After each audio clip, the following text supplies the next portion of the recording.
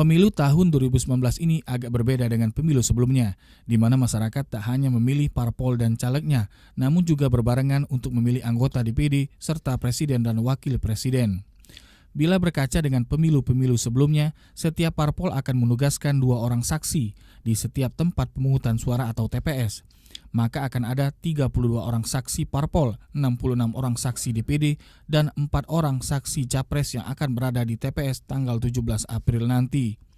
Sementara pihak KPU hanya menganggarkan satu TPS tersebut hanya 2 unit tenda dan 25 kursi. Menyikapi hal tersebut, anggota Bawaslu Kota Palembang, Dadang Aprianto mengatakan pihaknya mengusulkan agar TPS dapat diperluas. Sebab dengan spesifikasi dari KPU tadi, maka TPS itu jauh dari kata aman dan nyaman. KPU, sepengetahuan kami, itu cuma menganggarkan 2 unit tenda dan 25 kursi.